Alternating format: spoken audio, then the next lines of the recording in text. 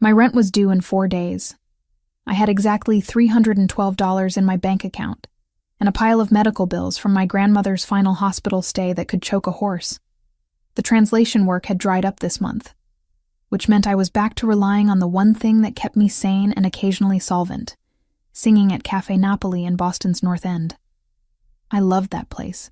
Loved the smell of espresso and garlic, the way the brick walls held decades of conversations, the warmth that seeped into your bones the second you walked through the door. Tuesday nights were mine. I'd stand on the tiny stage in the corner, barely elevated, and sing the old songs my grandmother taught me, Neapolitan songs, the kind that made old Italian men cry into their wine and young couples lean closer together. Tonight felt different the moment I stepped onto that worn wooden platform. The usual crowd was there, familiar faces scattered among the small tables, but there was a tension in the air I couldn't name. Maybe it was just my own anxiety talking. The bills, the loneliness, the way my apartment felt emptier every day without Nona's voice filling it. I closed my eyes and let the first notes of Anima e Cor rise from somewhere deep in my chest. My grandmother's favorite. She'd sung it to me in Neapolitan, not the standard Italian version everyone knew, but the old dialect from her village outside Naples. The words felt like home in my mouth, like reaching back through time to hold her hand one more time. The cafe went quiet. That always happened when I sang this one. But tonight the silence felt heavier, charged with something I couldn't identify. I opened my eyes halfway through the second verse and saw him. He stood near the entrance, frozen. A man in his early 30s, tall and broad-shouldered, wearing a suit that probably cost more than my entire year's rent. Dark hair, darker eyes, the kind of face that belonged on magazine covers or movie screens. 2 men flanked him, clearly security, their postures screaming professional protection. But it was his expression that made my voice almost falter. He looked like he'd seen a ghost. Those dark brown eyes were locked on me with an intensity that made my skin prickle. Not threatening exactly, but focused in a way that suggested he was memorizing every note, every breath, every movement. His jaw was tight, his hands clenched at his sides. One of the men beside him leaned in to say something, but he waved him off without breaking eye contact with me. I finished the song. The applause was warm, genuine, but I barely heard it. The man was already moving through the cafe toward the stage, people instinctively clearing a path for him. Up close, he was even more striking. Strong jawline, olive skin, eyes that held depths I couldn't begin to measure. He wore power like a second skin, the kind of confidence that came from never being told no. "Where did you learn that song?" His voice was low, rough around the edges, like he'd been silent for too long and the words hurt coming out. I blinked, thrown by the directness. "My grandmother taught me. The version you sang. That specific dialect." He took a step closer, close enough that I could smell cedar and something darker, richer. "Where is she from?" "A village outside Naples, Caserta province." I searched his face for clues to this interrogation. "Why does it matter?" "Because the only person I've ever heard sing it that way was my mother." His voice cracked on the last word. "And she's been dead for 19 years. The air between us felt electric, charged with a grief I recognized because I was drowning in my own." Around us, the cafe had resumed its normal rhythm, conversations flowing, dishes clattering, but we existed in a bubble separate from all of it. "My grandmother passed away 2 years ago," I said quietly. "She was the last of my family." Something shifted in his expression, a softening that made him look younger, more vulnerable. "My mother died when I was 15. Cancer. Fast and brutal." He paused, seeming to gather himself. "My name is Christopher Vitale. Emily Carter." "Emily." He said my name like he was testing how it felt, how it tasted. "I need to ask you something, and I need you to hear me out before you say no." Every instinct I had screamed warning.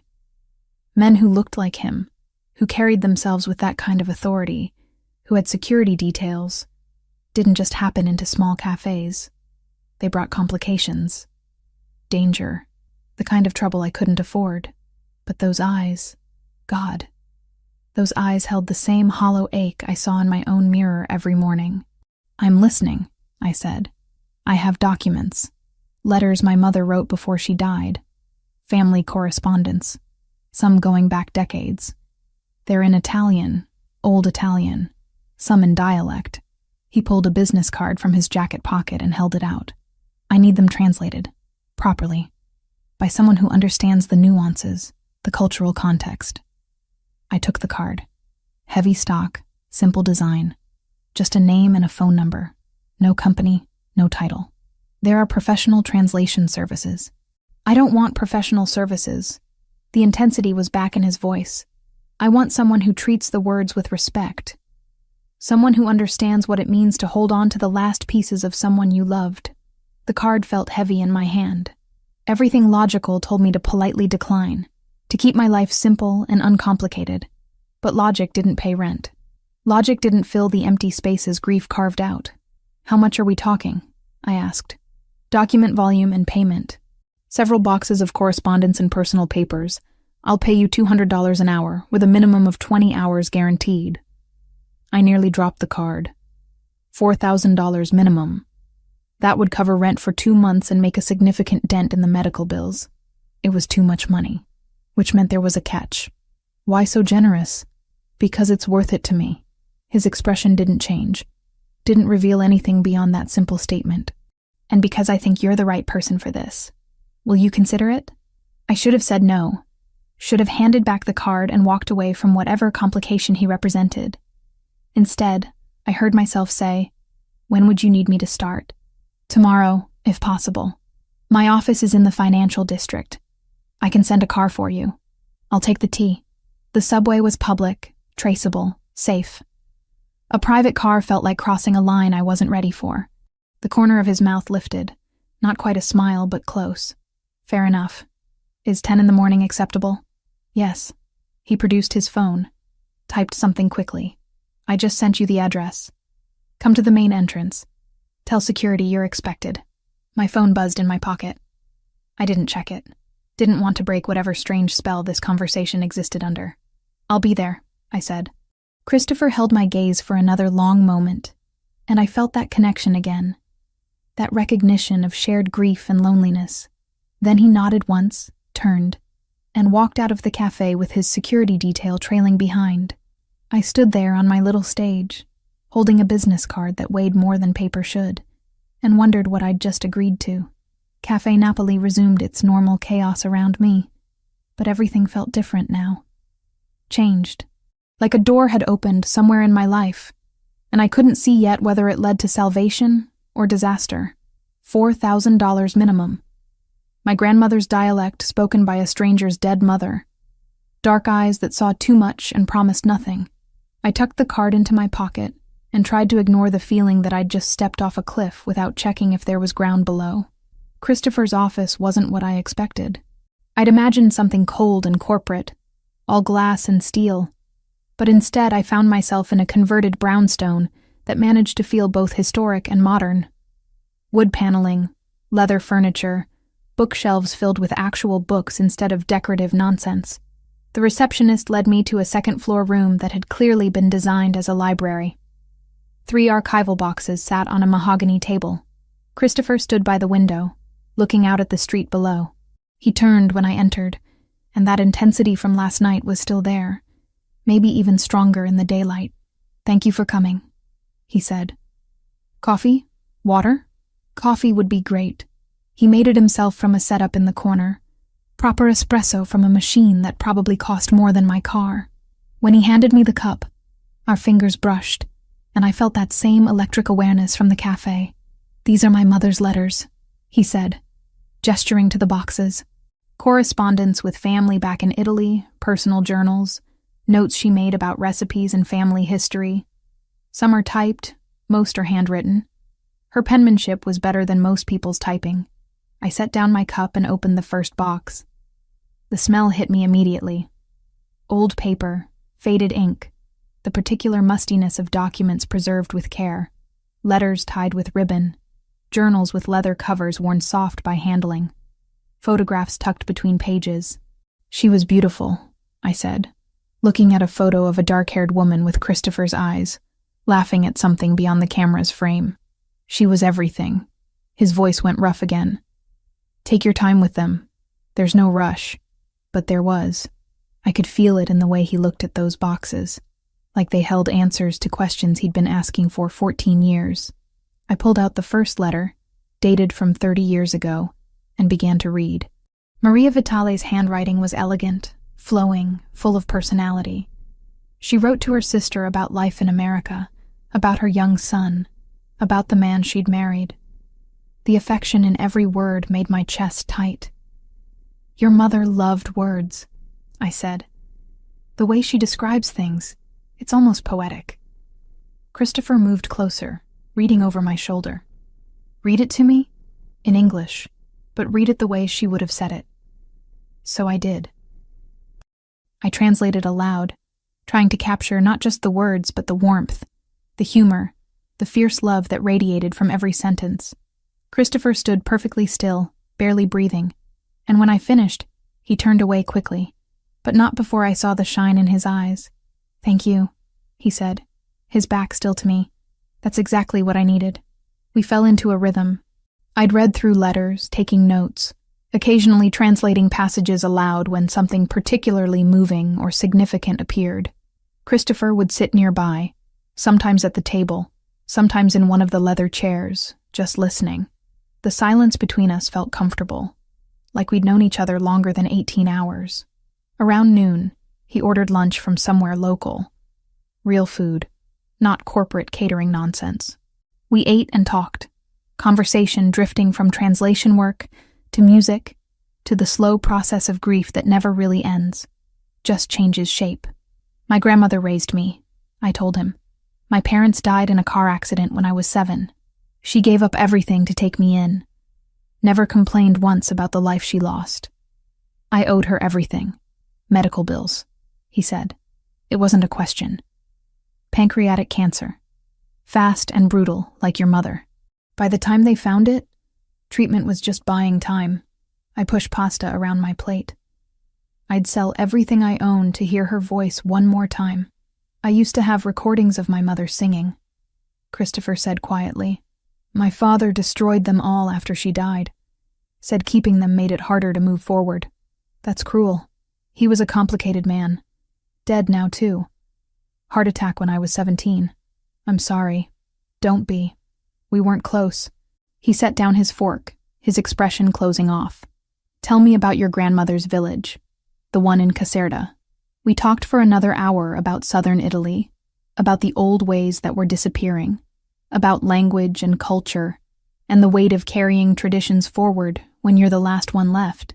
Christopher knew more about Italian regional history than I expected, spoke about it with a passion that made me curious about his connection to it all.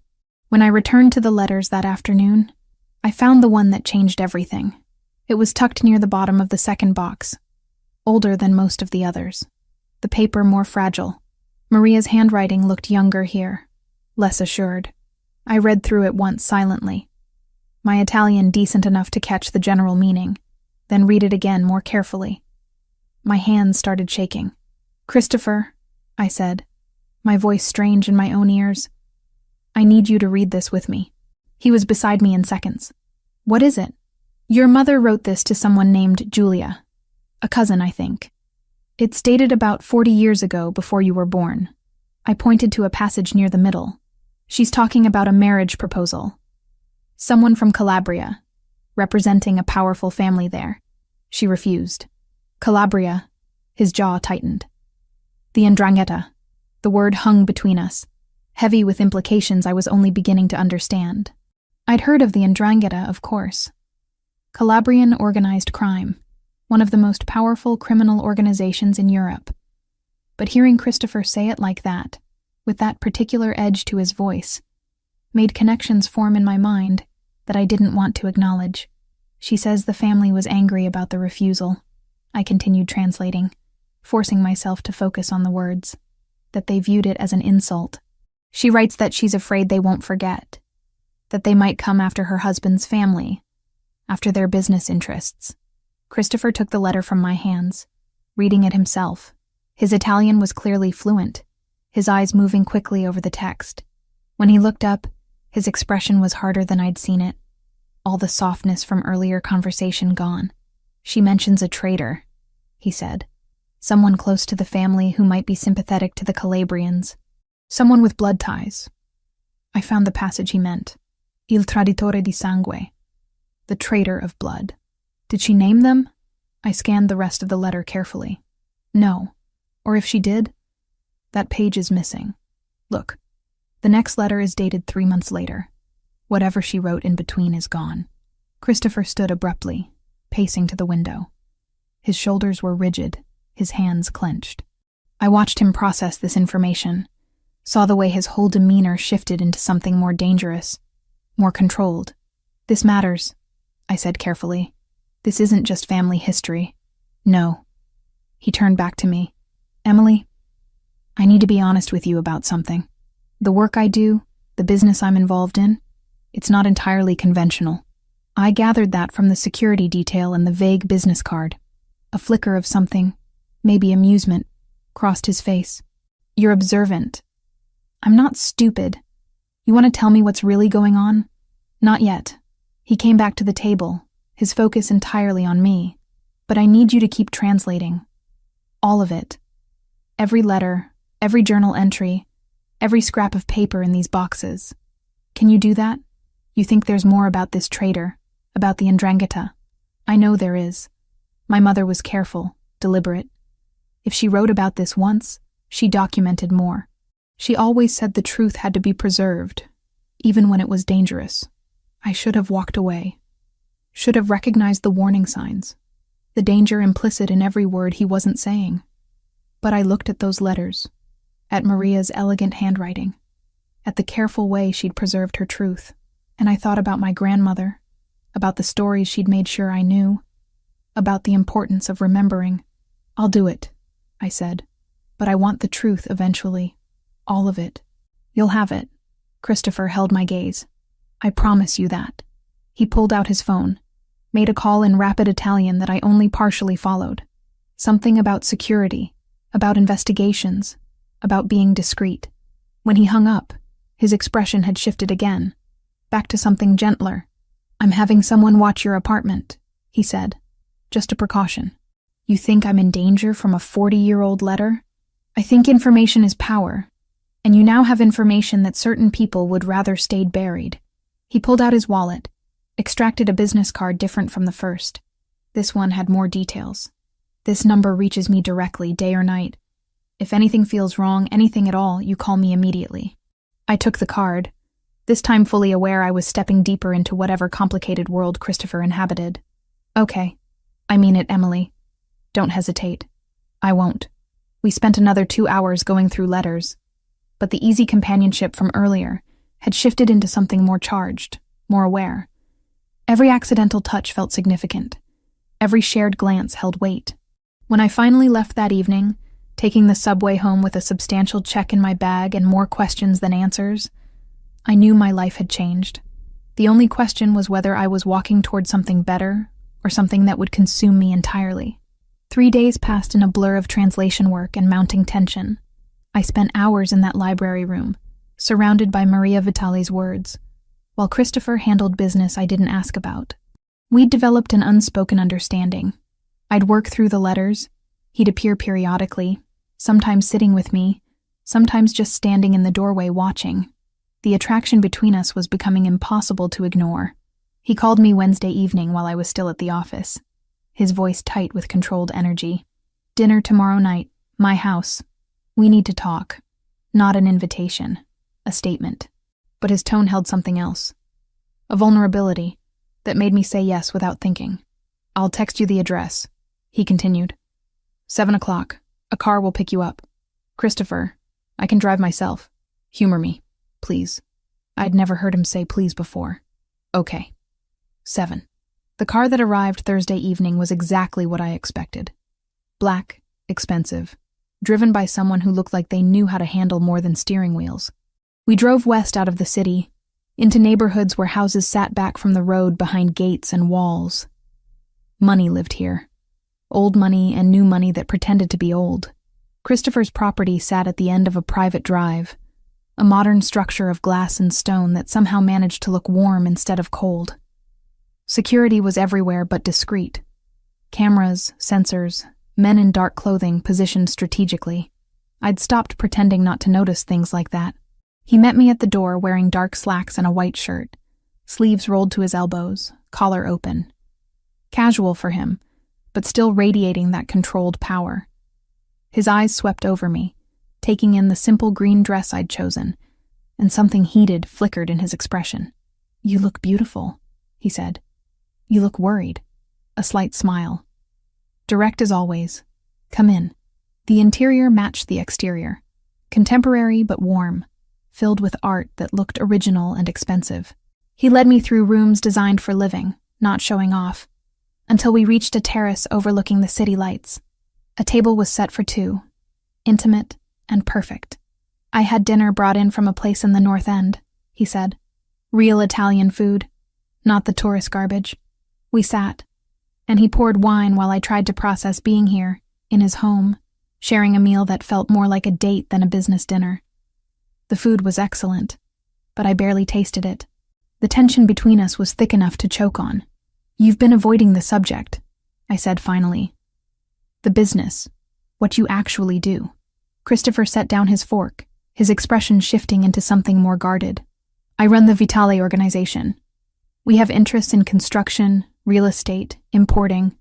Some of it's completely legitimate. Some of it exists in gray areas. And some of it is exactly what you're imagining. Organized crime.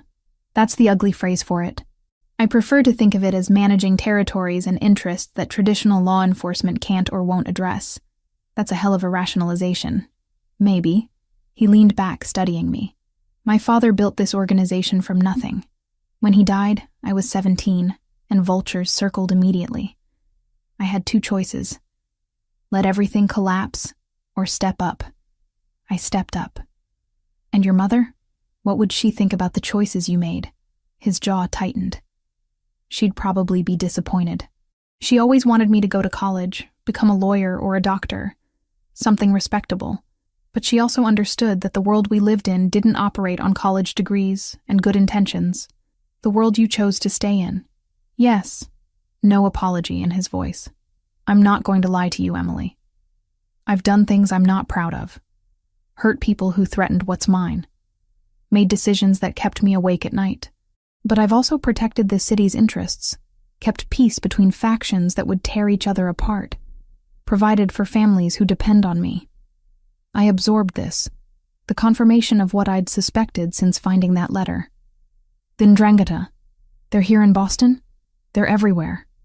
And they've been pushing into our territories through an alliance with the Cartel del Golfo out of Mexico. It's a strange partnership. European old guard and Mexican muscle, but it's effective." He poured more wine. "That letter you found, about my mother refusing the marriage proposal, that refusal created a blood insult. In their world, in this world, insults like that don't expire. You think they're coming after you now? I know they are. We've had skirmishes, territory disputes, shipments intercepted.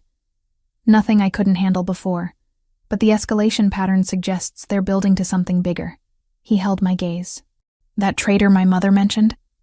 I think they got their inside connection eventually. Someone close to me who's been feeding them information." My stomach dropped. "That's why you need the letters translated.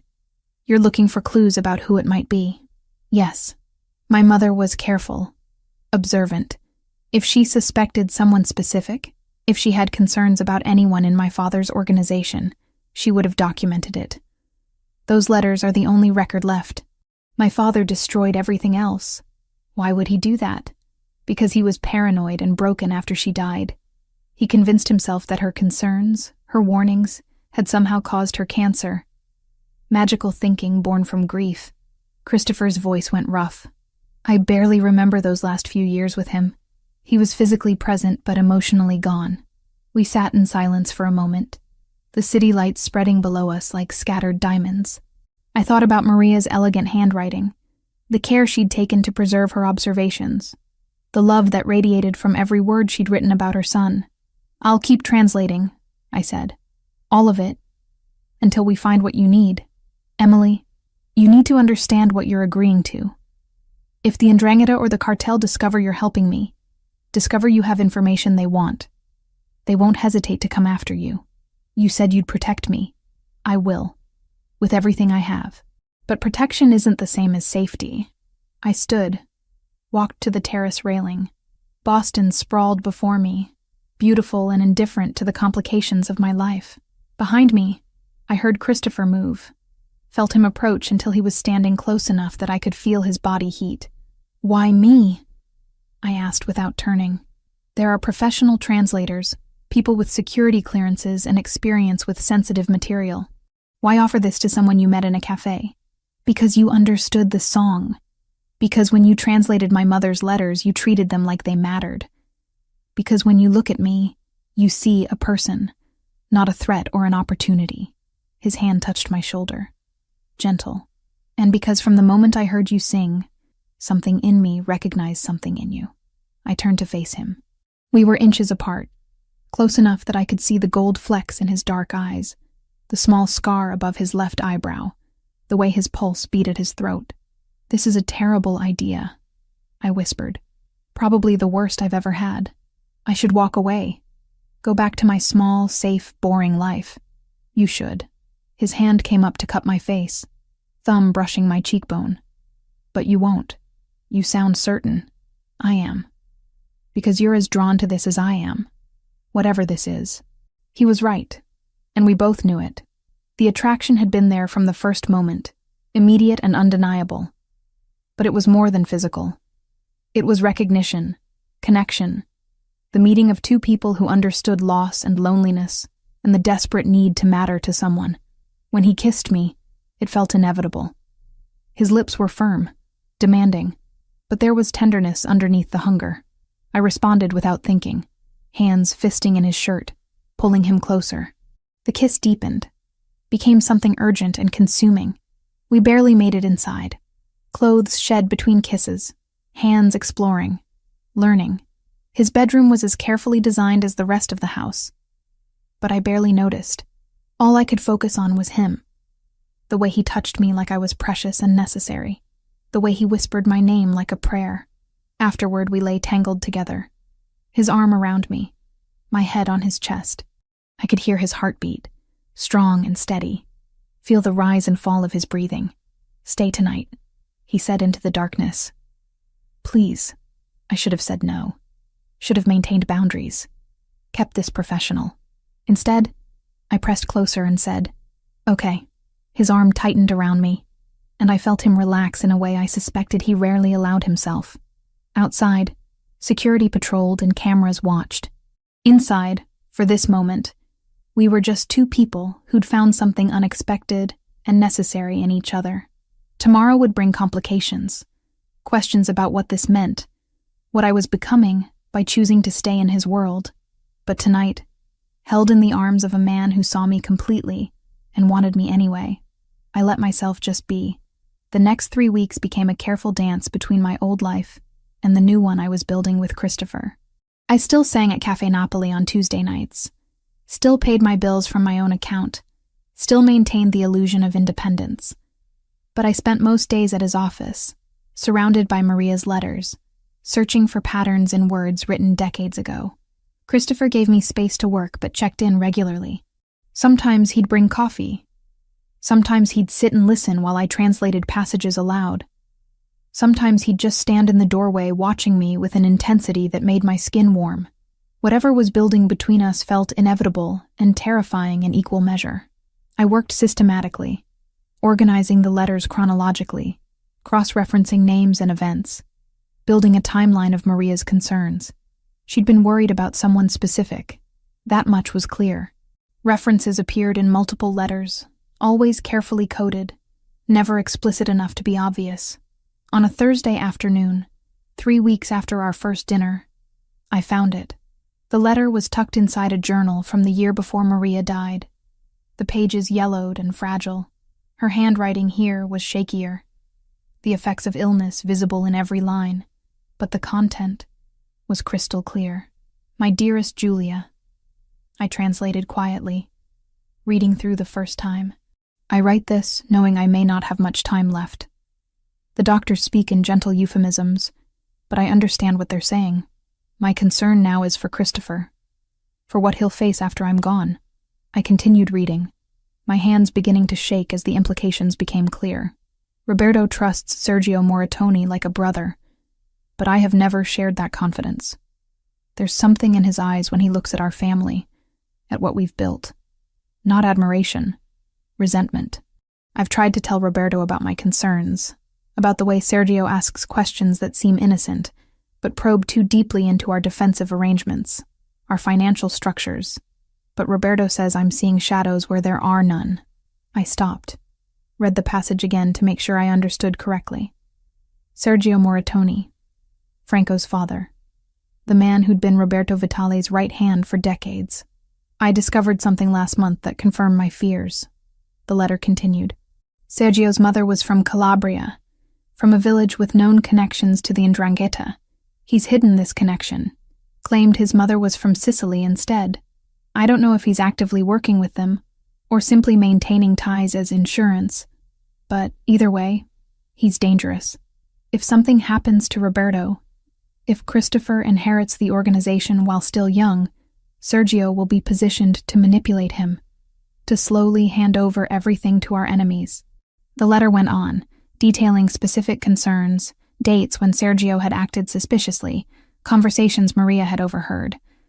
It was meticulous, damning, and absolutely terrifying, because if she'd been right about the father, what did that mean about the son? I pulled out my phone with shaking hands and texted Christopher. Need you in the library, now, found something important. He appeared within 2 minutes, clearly reading the urgency in my message. What is it? I handed him the letter, watched his face as he read through it. His expression didn't change, but I saw the way his jaw tightened, the way his knuckles went white gripping the paper. Sergio Moratoni, he said finally, his voice flat and cold. Franco's father. He died 8 years ago. Heart attack. Or what was made to look like one. My father always said it was natural. Sudden but not unexpected given Sergio's health. Christopher set down the letter carefully. Franco took over his position. My father trusted him completely. And when I stepped up after Dad died, Franco was one of the first to pledge loyalty. And you believed him because his father had been loyal to yours. Because he grew up with me. We trained together, learned the business together. He's the closest thing I have to a brother. Christopher's voice cracked slightly on the last word. Are you telling me he's been working with the 'Ndrangheta this entire time? I'm telling you what your mother believed about his father. Whether that extended to Franco, whether he's continued any relationship with Calabrian interests, that's something we need to find out. Christopher pulled out his phone, made a call. His Italian was too rapid for me to follow completely, but I caught enough. Surveillance, background checks, financial audits, discreet inquiries. He was thorough, methodical, and absolutely ruthless. When he hung up, he looked at me with an expression that made my heart ache. Betrayal and anger and grief, all mixed together. I need you to keep going through the letters, he said. If my mother documented this much about Sergio, she might have written more about Franco. He would have been in his 20s then, already involved in the organization. Christopher, if Franco finds out you're investigating him, he won't. Not until I have proof. He came closer, cupped my face in his hands.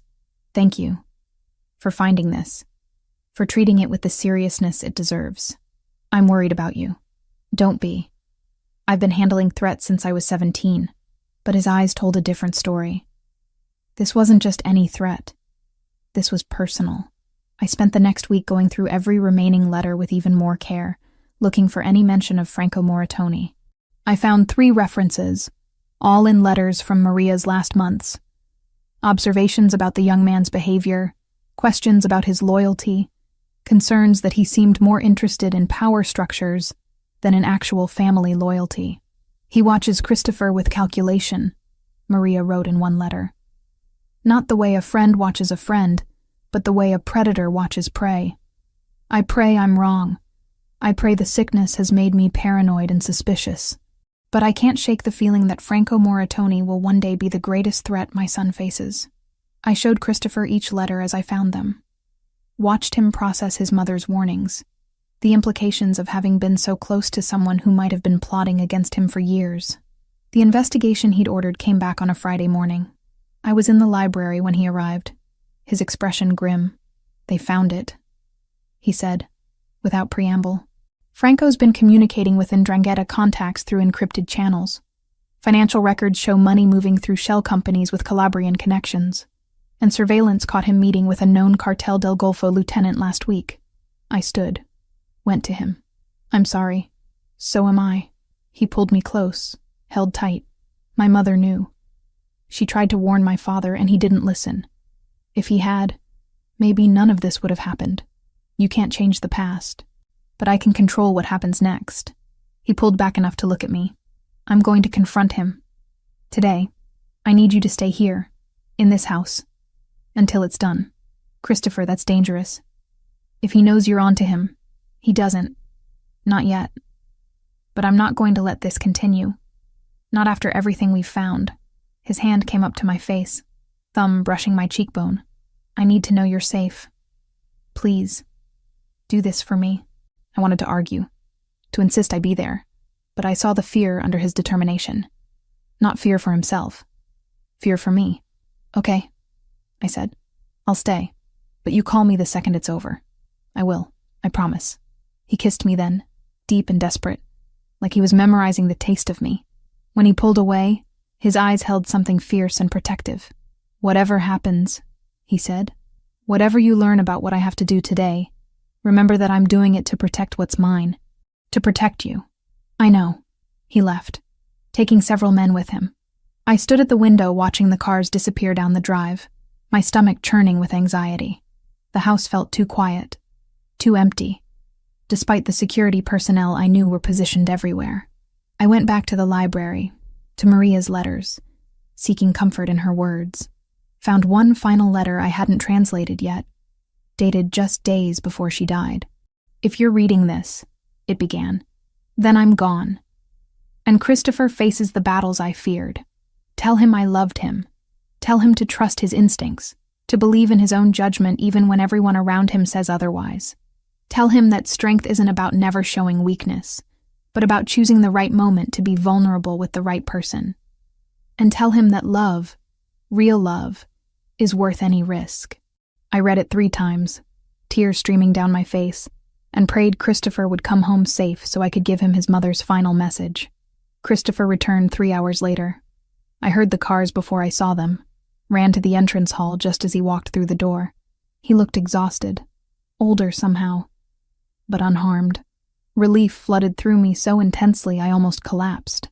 "It's done," he said, his voice rough. "Franco's in custody. Secure location.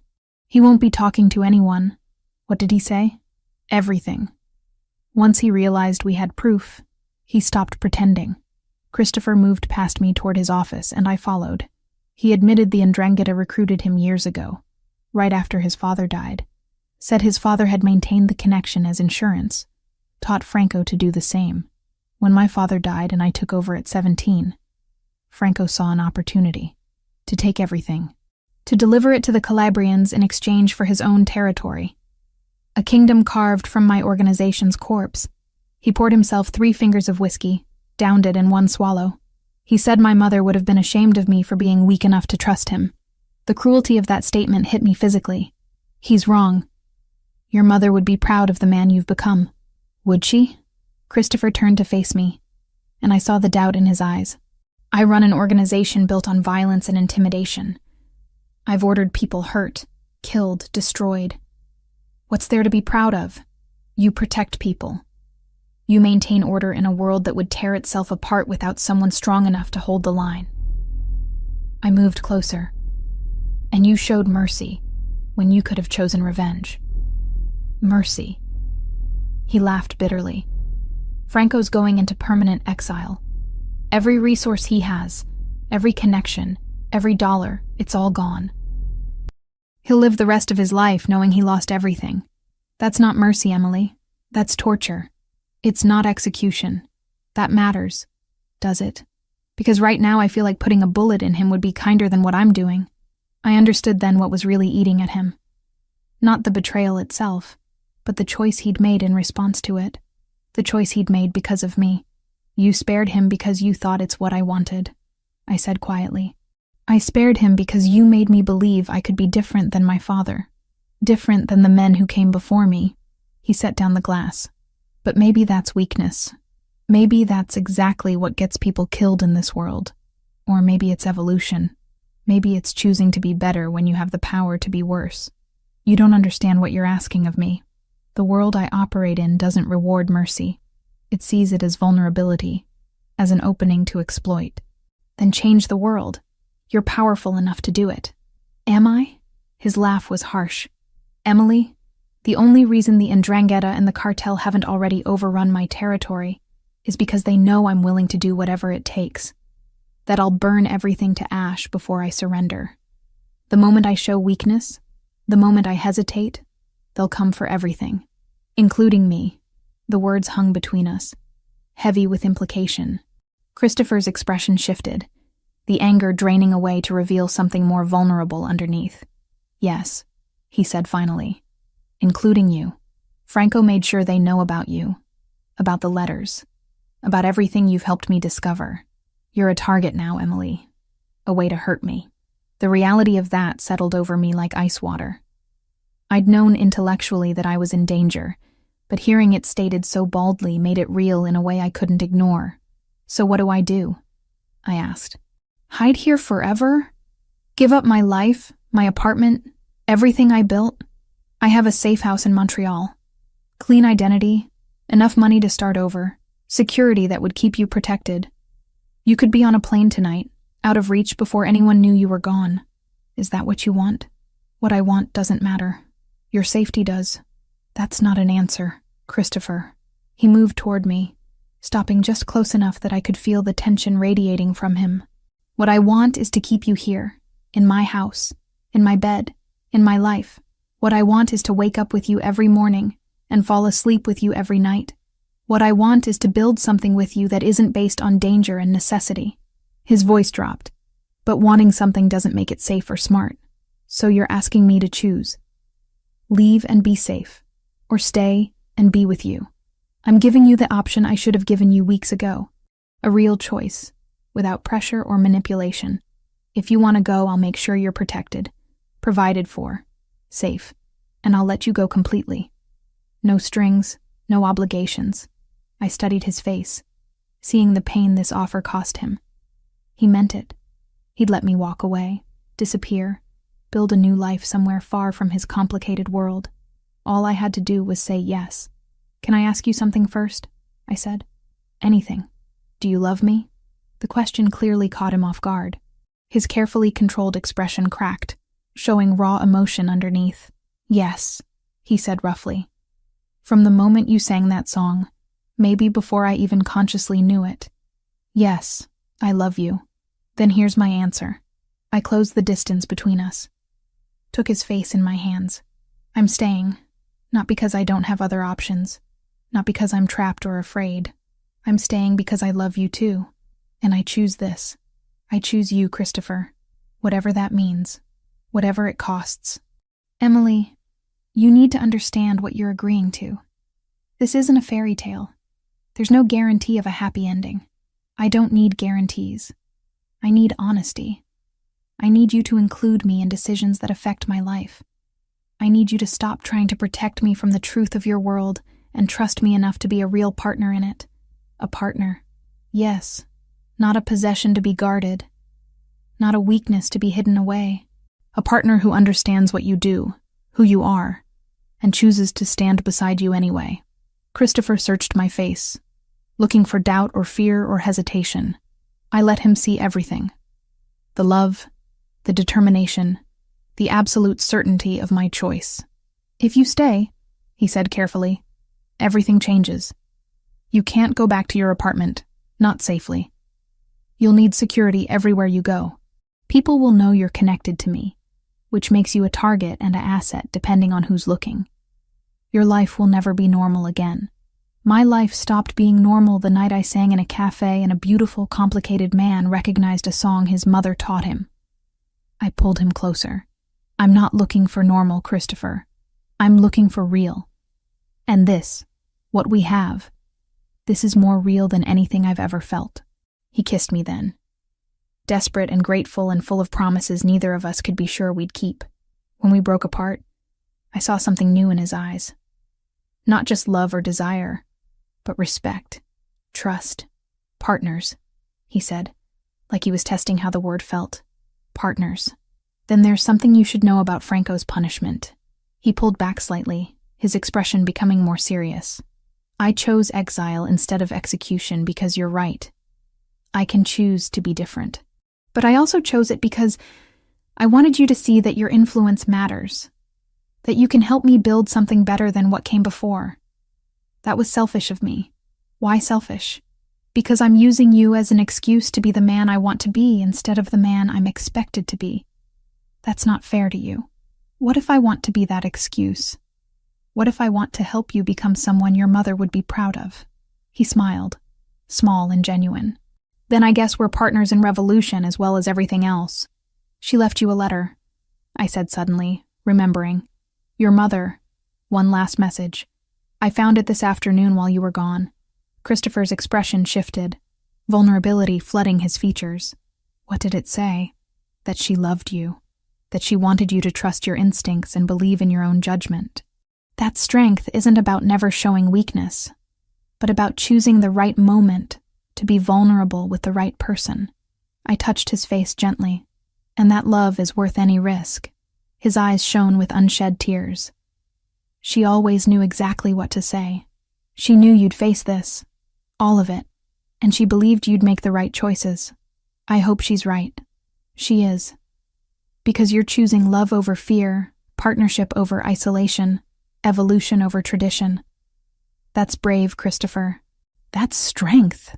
He held me close, and I felt the tension finally drain from his body. Outside, security patrolled and threats waited. Inside, we'd found something worth protecting, worth fighting for, worth the risk of everything. Stay with me tonight, he said against my hair. Tonight and every night after. That's the deal. Best deal I've ever made. We stood there in his office, holding each other as evening turned to night. Two people who'd found something extraordinary in the most unlikely circumstances. The danger wasn't gone. The threats hadn't disappeared, but we'd face them together now, as partners, as equals, as two people who chose love even when safer options existed. And somehow, that made everything else bearable. 4 days passed in careful tension.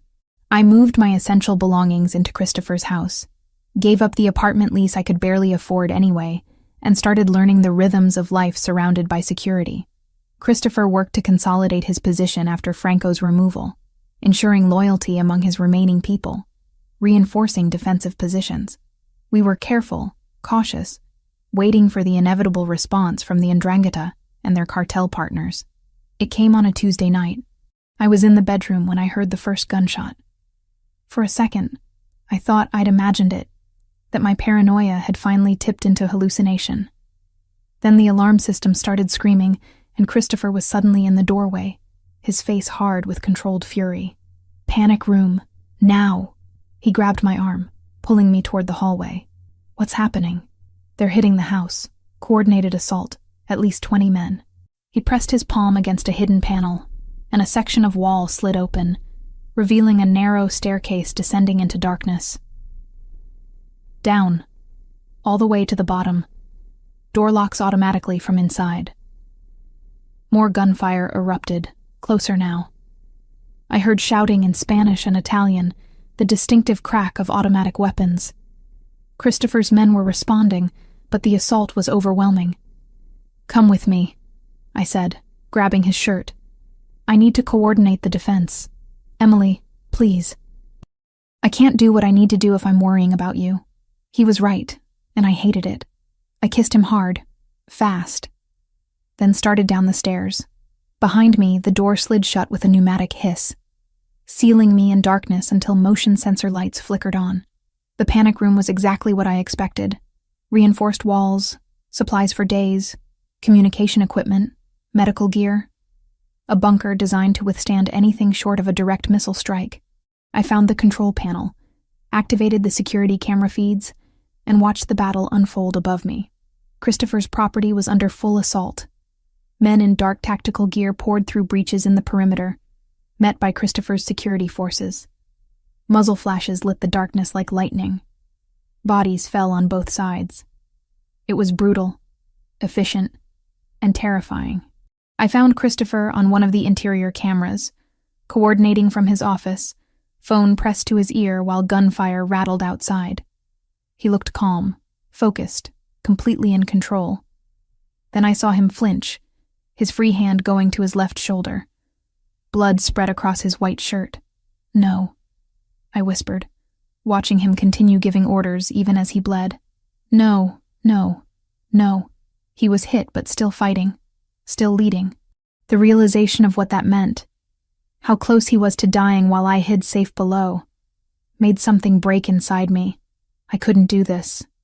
Couldn't sit here watching while he bled out upstairs. The panic room door was designed to lock from inside for maximum security, but there was an emergency override, hidden behind a panel, meant for situations where someone needed to exit during an active threat. I found the manual, read through the instructions with shaking hands. It took 3 minutes to bypass the electronic lock, 3 minutes of listening to gunfire and watching Christopher grow paler on the security feed. The moment the lock disengaged, I grabbed the medical kit and ran up the stairs. The house was chaos. Smoke filled the hallways. Glass crunched under my feet. Bullet holes pocked the expensive walls. I heard fighting nearby, men shouting, the crack of gunfire. I ignored it all, focused only on reaching Christopher. I found him in a corridor leading to his office, still on his phone, still giving orders. His left shoulder was soaked with blood, his face pale but determined. When he saw me, his expression shifted from shock to fury. "What the hell are you doing up here? Saving your stubborn life." I dropped to my knees beside him, pulling open the medical kit. "You've been shot." "I'm aware." "Emily, you need to get back to the panic room." "Shut up and let me work." I cut away his shirt, assessed the wound. Through and through, clean entrance and exit. But he was losing blood fast. I grabbed gauze and pressure bandages, working with hands that shook but held steady enough. Christopher made a sound between a laugh and a groan. "You're impossible. You're one to talk." I applied pressure to the wound and he hissed. "Sorry." "Don't be. Just hurry." I packed the wound as best I could, wrapped it tight enough to slow the bleeding. It wasn't pretty, but it would keep him alive until we could get proper medical attention. Around us, the gunfire was lessening, becoming more sporadic.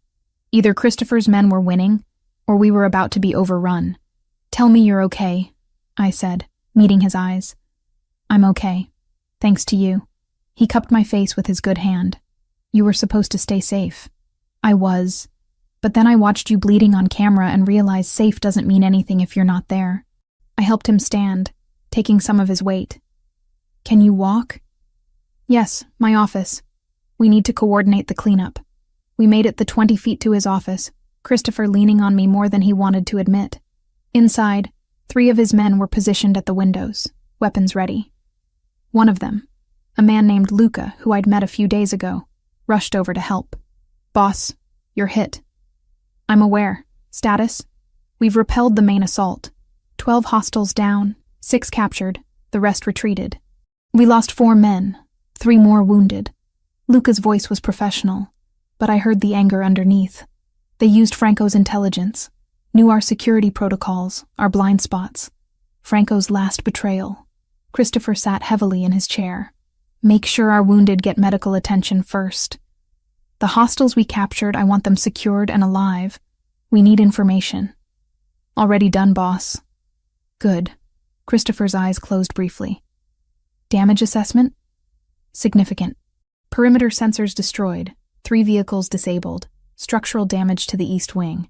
But the house is secure, and we've reinforced all entry points." I stood beside Christopher, my hand on his good shoulder, feeling his tension and pain radiate through both of us. He was running on adrenaline and will, but that wouldn't last forever. "You need a doctor," I said quietly. "Later. First we secure everything." "Christopher." "Emily." He looked up at me, his eyes fierce. "I need you to trust me on this. If I show weakness now, if I let them see me as vulnerable, it undermines everything. 10 more minutes, Please. I understood what he was asking. In his world, leadership meant strength, even when you were falling apart. Showing vulnerability at the wrong moment could be fatal. 10 minutes, I agreed. Then you're getting proper medical attention even if I have to hold you down myself. The corner of his mouth lifted despite everything. Deal. Those 10 minutes were the longest of my life. Christopher gave orders, coordinated security improvements, spoke to his men with a strength that defied his injuries. I stayed beside him, silent support, ready to catch him if he fell. When his personal doctor finally arrived, an older man named Caruso who clearly had experience with these situations, Christopher let himself show the pain. Dr. Caruso examined the wound, gave Christopher something for the pain, and began proper treatment. You're lucky, Caruso said, working efficiently. Another inch to the right and this would have hit your subclavian artery. You'd have bled out in minutes. Good to know my luck is holding. Christopher's voice was strained but steady. I held his hand through the treatment, through the stitching and bandaging, through the moments when pain made his grip tighten until my bones ached. When it was finally done, Dr. Caruso packed up his supplies. Rest for at least a week. That shoulder needs time to heal properly. I'll check on you tomorrow. He looked at me. Make sure he actually rests. He's terrible at following medical advice. I'll chain him to the bed if necessary. Caruso smiled. I believe you would. After he left, after Luca reported that everything was secured and guards were in place, after all the immediate crisis had passed, Christopher finally let himself collapse. Not physically, not where his men could see, but emotionally. The weight of the attack, the losses, the close call, it all crashed down at once. I held him while he processed it. This strong, dangerous man who'd just fought off an army but couldn't fight off the human need to feel and grieve. We sat in his office surrounded by the evidence of violence, holding each other while the house settled into wary silence. They'll come again, he said finally. This was just the opening move. I know. You should have stayed in the panic room. You could have been killed. So could you. I made my choice, Christopher. I'm not going to hide while you bleed. I'm starting to understand that.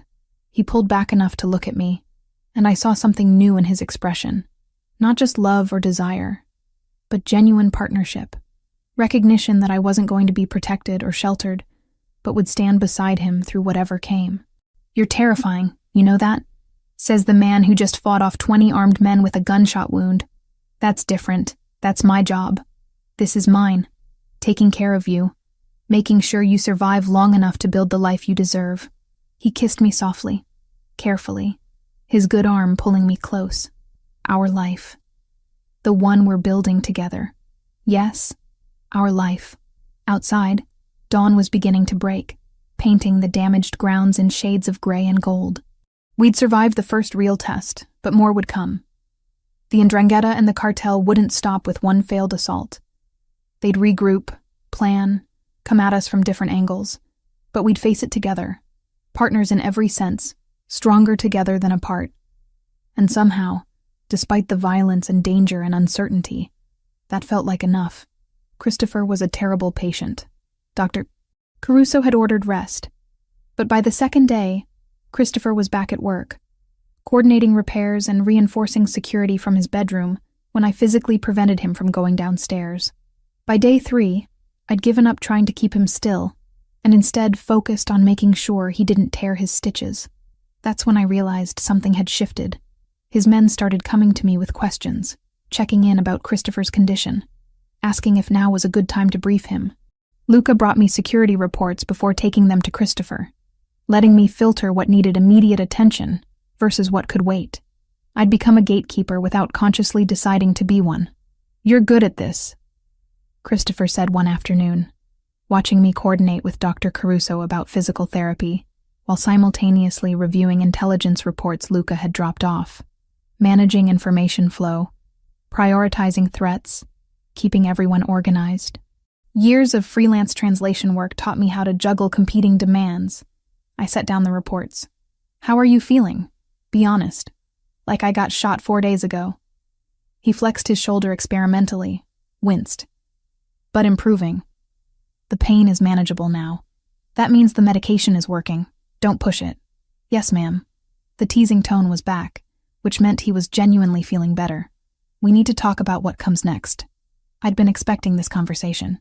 The attack had failed, but it wasn't over. The Ndrangheta and cartel had committed significant resources and lost. They'd either escalate or negotiate, and neither option was simple. The prisoners we took, I said. What have they told you? Not much at first, but one of them broke yesterday. Low-level cartel soldier, scared out of his mind once he realized he was going to survive. Christopher pulled up a tablet, showed me notes. He confirmed the Ndrangheta and Cartel del Golfo are working together, but the relationship is strained. The Calabrians want Boston territory for themselves. The Mexicans want access to East Coast distribution networks. It's an alliance of convenience, which means it's vulnerable. Potentially. But it also means they're desperate enough to work with people they don't particularly like, which makes them unpredictable. He scrolled through more notes. The soldier said there's talk of a negotiation, a sit-down to discuss terms. They're hurting too. Lost a lot of men in the assault, spent resources they can't easily replace. Do you trust that? Not even slightly, but I'm willing to hear what they have to say. He set down the tablet. That's where you come in. Me? The meet will likely involve Italian and Spanish speakers. I'll have people there, obviously, but having you as a translator gives us an advantage. You'll pick up on nuances, cultural subtext, things that might get missed otherwise. The idea of sitting at a table with people who just tried to kill us should have terrified me. Instead, I felt a surge of purpose. This was what partnership meant. Not hiding behind Christopher's protection, but using my skills to help him navigate dangerous waters. When? I asked. Tomorrow night. Neutral territory. A restaurant in the theater district that's owned by someone with connections to all sides. Heavy security presence, strict weapons protocol. He studied my face. You don't have to do this. I can bring in a professional translator. No. I want to do this. I need to do this. I met his eyes. They tried to kill us, Christopher. I need to see them, understand them, know what we're up against. He nodded slowly. Then we do it together. The next evening, I dressed carefully. Professional but not submissive. Elegant but not flashy. Christopher wore a dark suit that concealed the bandaging on his shoulder. Moved with only the slightest stiffness to suggest injury. We looked like exactly what we were. People who'd survived an assassination attempt and came back stronger. The restaurant was beautiful in a way that felt deliberately neutral. Italian design, Mexican art, ambiance that could accommodate either culture without favoring one. We were led to a private room in the back where security had already been established. Christopher's men flanked the doors, matching numbers from the other sides. 2 men waited at the table. The first was older, maybe 60, with the weathered face and calculating eyes of someone who'd survived decades in a brutal business. He wore an expensive suit and an expression that gave nothing away. The second was younger, early 40s, built like he spent serious time in a gym, with tattoos visible at his collar and wrists. Christopher Vitale, the older man said in Italian, his accent pure Calabrian. Thank you for agreeing to meet. Giovanni Fontanelli, Christopher replied in the same language. Your reputation precedes you, as does yours. Fontanelli gestured to the younger man. This is Luis Richetti, representing the interests of our Mexican partners. Ms. Carter, Richetti said, his English accented but fluent. We understand you're Christopher's translator. Also his companion. Interesting combination. I'm capable of being both, I said evenly. Clearly. You survived our assault. Impressive.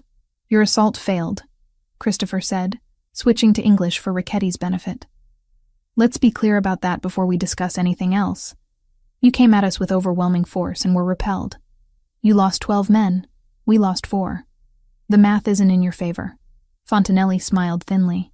Which is why we're here discussing peace, rather than preparing for another assault. We underestimated your defensive capabilities, Christopher. That won't happen again. Is that a threat or an admission? Both. Fontanelli leaned back in his chair. Here's the situation. We want access to Boston's port operations and distribution networks. You want to maintain control of your territory. These goals are mutually exclusive unless we find accommodation. Accommodation implies compromise. What are you offering? Richetti pulled out a tablet, brought up a map of Boston and surrounding areas. We propose a division. North End remains yours, completely. Financial district, yours. West Side territories, shared operations with profit splits. South Boston and dock access. Joint management with oversight committees. I translated the Italian portions for Christopher, as Fontanelli added details, watching both men carefully. Fontanelli was confident, controlled, playing this like a business negotiation. Richetti was harder to read, more aggressive in his body language, but deferring to the older man on strategy. You're asking for a third of my territory and half my port operations, Christopher said. In exchange for what? Not killing me? That's not a deal, that's extortion. In exchange for peace, Fontanelli corrected. And for information about other interested parties. You're not the only one dealing with expansion pressures, Christopher. The Yakuza Yamaguchi-gumi have been making inquiries about East Coast operations. The triads have similar interests. Right now, we're competing with you, but we could be allied against them. That got Christopher's attention. I saw the calculation in his eyes, weighing the threat of known enemies versus unknown ones. Keep talking. They negotiated for 2 hours. Territories, profit percentages, operational protocols, security arrangements. I translated constantly, switching between Italian, Spanish, and English as needed, picking up on subtext and cultural nuances that affected meaning. Fontanelli was a skilled negotiator, never giving ground easily but willing to compromise on details. Richetti was more impatient, more interested in concrete gains than long-term stability. By the end, they'd outlined a framework. Not a complete agreement, but enough to establish temporary peace while details got worked out. Christopher would maintain primary control of Boston, but with carved-out areas where the 'Ndrangheta and cartel could operate. Profit sharing on certain operations, joint security on others. Clear boundaries that everyone agreed to respect. There's one more condition, Christopher said as they prepared to finalize the framework. Franco Moratoni remains in exile. He doesn't come back, doesn't get reinstated, doesn't receive any consideration from any party. He's done. Fontanelli and Richetti exchanged glances. Franco was useful, Fontanelli said carefully. Franco was a traitor who played all sides. If you think you can trust him more than I could, you're welcome to try. But not in my city. Not where he can hurt my people again. Agreed, Fontanelli said after a moment. Franco stays gone. They shook hands, all three of them, sealing an agreement built on mutual exhaustion and pragmatic self-interest. Not friendship, not even trust, but recognition that continued war benefited no one. As we left the restaurant, Christopher's arm around my waist, I felt the tension of the past weeks finally begin to ease. We'd survived assassination, betrayal, and war. Now we had peace, fragile and complicated, but real. You were remarkable in there, Christopher said once we were in the car. The way you caught those linguistic nuances, the cultural references Fontanelli used, the subtext in Richetti's phrasing. You gave me information they didn't even know they were revealing. That's what good translation is. Not just words, but meaning and context. You're more than a translator, Emily. You're a strategist, an analyst, a negotiator in your own right. He pulled me closer. My father never had anyone like you. He negotiated from strength and intimidation, never understanding that real power comes from information and intelligence. Your mother would have understood. She would have loved you. His voice went soft. Thank you. For everything. For staying. For fighting beside me. For being exactly what I needed even when I didn't know I needed it. I kissed him gently, mindful of his healing shoulder. Partners, remember? That's what we agreed to. Partners, he repeated, and smiled. Best decision I ever made. We drove home through Boston's glittering nightscape. Two people who'd found each other in impossible circumstances and built something stronger than either of us could have managed alone. The road ahead was still uncertain, still dangerous, but we'd face it together. And somehow, that made everything else bearable. 4 months after the peace agreement, Boston felt different. The territories had settled into their new configurations. Profit-sharing arrangements were functioning smoothly, and violence had decreased significantly across all controlled areas. Christopher's prediction had been right. Once everyone stopped fighting over the same resources, there was enough prosperity to go around. I'd settled into my role as something more than translator and less than official title.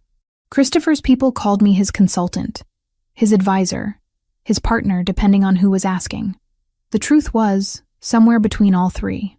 I translated for important meetings, yes, but I also analyzed intelligence reports, consulted on business decisions, and helped Christopher navigate the increasingly complex legitimate operations he was developing, because that was the other change.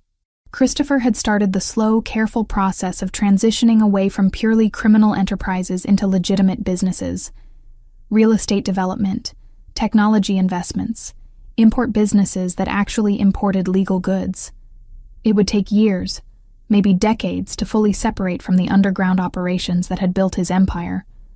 But the direction was clear, and the organization was adapting. We'd moved into a new house together, one without bullet holes in the walls, on a quiet street in Brookline where security could be maintained without being obvious. Christopher had insisted I decorate however I wanted, and I'd filled it with warmth and light, with books and art and all the things that made a house feel like a home instead of a fortress.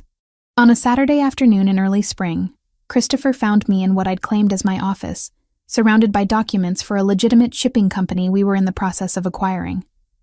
"I need to show you something," he said. "Get your coat." Mysterious. Should I be worried? No. Just trust me. We drove west out of the city, past the suburbs into countryside that still existed if you knew where to look. Eventually, Christopher turned onto a narrow road that led to a small cemetery, old and well-maintained, surrounded by trees just beginning to show spring green. He parked and led me through the graves until we reached one with a simple headstone. Maria Vitale, beloved mother, with dates that confirmed she'd been only 43 when she died. Fresh flowers already sat in the vase, which meant Christopher had been here recently without telling me. "I come here sometimes," he said quietly.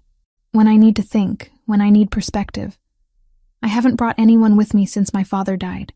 I took his hand, squeezed gently. "Thank you for bringing me now. I wanted you to meet her. Properly, I mean. Not just through her letters." He pulled something from his jacket pocket, a worn photograph protected in plastic. Maria Vitale at maybe 30, laughing at the camera, holding a small boy who had to be Christopher. The resemblance was startling. "She was beautiful," I said. "She was everything good about my childhood. The person who made me believe the world could be kind, that love mattered more than power." His voice roughened. "I spent years after she died trying to prove I didn't need that. That strength was enough. And now I know she was right all along. Love is worth the risk, worth the vulnerability, worth building a life around." He turned to face me fully. "You taught me that, Emily. You and her letters. Her final message. She told me to find the right person to be vulnerable with, and I did." My throat tightened with emotion. "I'm glad I could help you find your way back to her wisdom." Christopher knelt beside his mother's grave, and I knelt with him. He touched the headstone gently, reverently. Then, to my surprise, he began to sing, quietly in Italian, the opening lines of Anima e Cor. I joined him on the second verse, our voices blending in harmony the way I imagined Maria and Christopher had sung together when he was young. The melody carried through the cemetery, beautiful and mournful, and full of love that death couldn't diminish. When we finished, Christopher had tears on his face. He didn't bother wiping them away.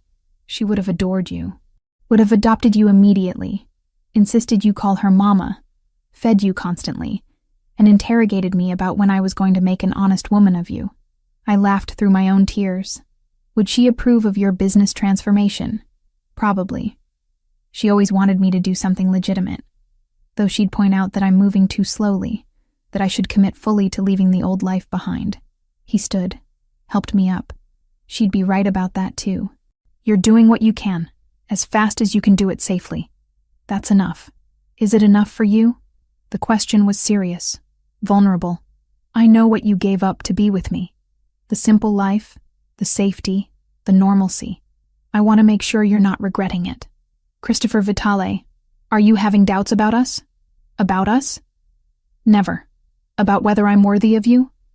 Every single day. I cupped his face in my hands, made him look at me directly. You're worthy. Not because you're perfect, but because you're trying. Because you choose to be better every day. Because you let me stand beside you as an equal instead of putting me on a pedestal or in a cage.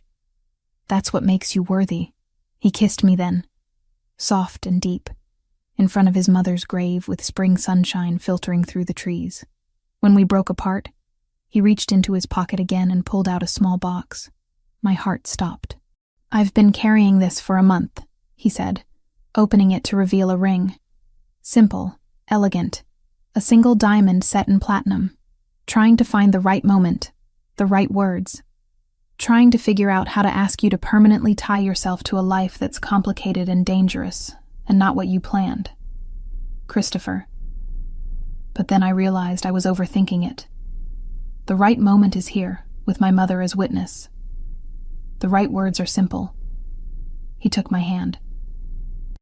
Emily Carter, will you marry me? Will you build this messy, complicated, beautiful life with me? Will you be my partner in everything? For as long as we both survive this crazy world? I should have hesitated.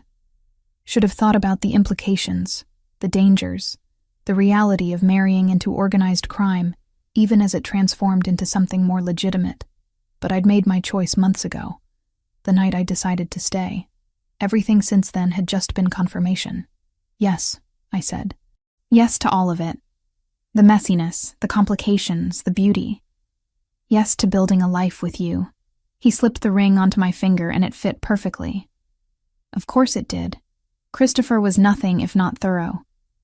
We stood there holding each other beside Maria's grave, and I felt her presence like a blessing, like approval from beyond death. She would have loved this moment, Christopher said, would have cried and laughed, and immediately started planning the wedding. Then we'll have to plan it in a way that would make her proud. Deal. We visited for another hour, Christopher telling me stories about his mother, about his childhood, about the woman whose letters had brought us together. I told him about my grandmother, about the parallels in their lives, about how two strong Italian women had shaped us into people who could find each other. When we finally left, driving back toward the city as afternoon turned to evening, I felt complete in a way I'd never experienced. Not because I'd found a man to complete me, but because I'd found a partner who made me want to be better, stronger, more fully myself. That night, I sang at Café Napoli for the first time in months. Christopher sat in the audience, no longer hidden, no longer separate. When I sang Anima e Cor, I sang it for him, for Maria, for my grandmother, for all the people who'd loved us into existence. Afterward, we walked through the North End hand in hand, security following at a discreet distance. People recognized Christopher, nodded respectfully, called out greetings. Some recognized me too now, the translator who'd become something more, the woman who'd stood beside Christopher Vitale through war and peace. What are you thinking? Christopher asked as we walked. That life is strange. 4 months ago, I was barely making rent and singing in cafes to survive. Now I'm engaged to a man who terrifies half of Boston and makes the other half feel safe. Does that bother you? Not even a little bit. I'm exactly where I'm supposed to be. So am I. He pulled me closer. Thank you for taking a chance on a complicated man with a dangerous life. Thank you for seeing me as more than someone to protect. For letting me be your equal. We reached his car where his driver waited patiently. Before we got in, Christopher turned to me one more time. I love you, Emily Carter. Soon to be Emily Vitale. I love you too. All of you. The dangerous parts and the vulnerable parts and everything in between. We drove home through streets that belong to us now, not through violence or intimidation, but through careful negotiation and hard-won peace. The life we were building wouldn't be conventional. It would be complicated, occasionally dangerous, always interesting. But it would be ours, built on choice and love and partnership that made both of us stronger. And as I looked at the ring on my finger, at the man beside me, At the city lights spreading across the darkness, I knew I'd made the right choice. Not the safe choice, not the expected choice, but the right one, the one that led to home.